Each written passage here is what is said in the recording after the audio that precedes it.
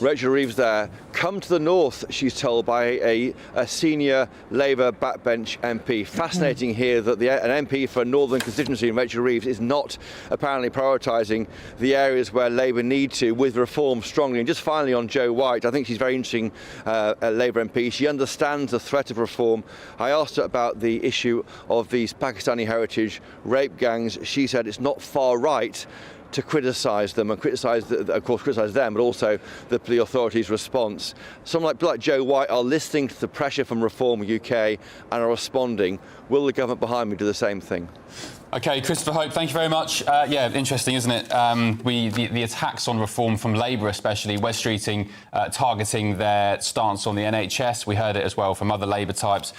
We had that dossier last week, or was it earlier this week, that's being put together by Labour Together, I think headed by Jonathan Ashworth, on how to defeat reform. So you just get the feeling maybe Labour are starting to pay a bit more attention to Mr Farage and his colleagues. Well, I mean, Kemi Badenoch as well. She, from the Conservative side of things, has appeared to be worried about Reform UK as well. And I have said that actually I thought that the bulk of the people who would defect to Reform would be actually Labour voters, because they are it's more working man, it's more working class, it's more, you know, just down-to-earth, straightforward, common-sense politics. Yeah. Aaron Banks, the former UKIP man and Brexiteer, tweeted a few days ago, with the Conservatives 6 points behind Reform in a latest poll, wouldn't a Conservative merger with the Lib Dems make more sense? Yeah. They're culturally aligned and could win the odd seat in the South. Reform can then target Labour. Yeah, I mean, I think Kemi Badenoch would disagree with that. Now, celebrity chef Gino D'Acampo has been accused of sexually inappropriate behaviour following an ITV News investigation. Dozens of people have come forward with allegations against him over a 12-year period. Reeves joins us now. Ed, thank you very much for joining us. So can you tell us a bit more about what some of these allegations are? I think what's shocking about this is just the scale of it. I mean, there's just so many. I mean, it's across 14 years, and when you read the list of allegations, it's not on like one or two shows. It's on almost like every format he's worked on, and there's just so many, and a lot of them feel very similar to the Greg Wallace allegations as well. So it's sort of, you can see why he might think, oh, this is just banter, but why also other people might see it as highly inappropriate. Some of the stuff he's accused of doing, you know, I couldn't say now on TV, for example. So it's sort of that level, and some of it involves a different place then. Yeah. What are the TV companies he works for? ITV, of course, he's a regular on This Morning. What have they said about all this? And will he be on our screens whilst all this is being investigated?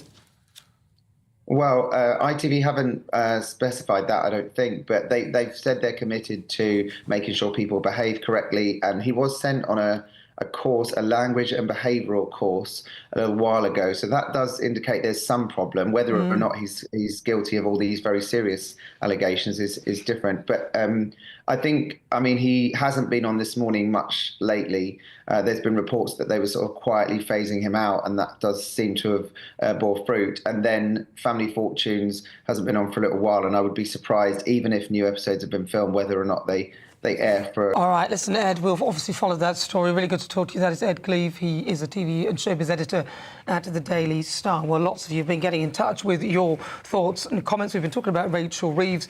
June says, Reeves, Starmer, Lammy, Rayner, a lot of the Labour group are out of their depth. Yeah. I just have to read this legal response from Gino D'Acampo to give his fair share of reply. It says that Mr D'Acampo categorically denies these allegations of inappropriate sexual behaviour.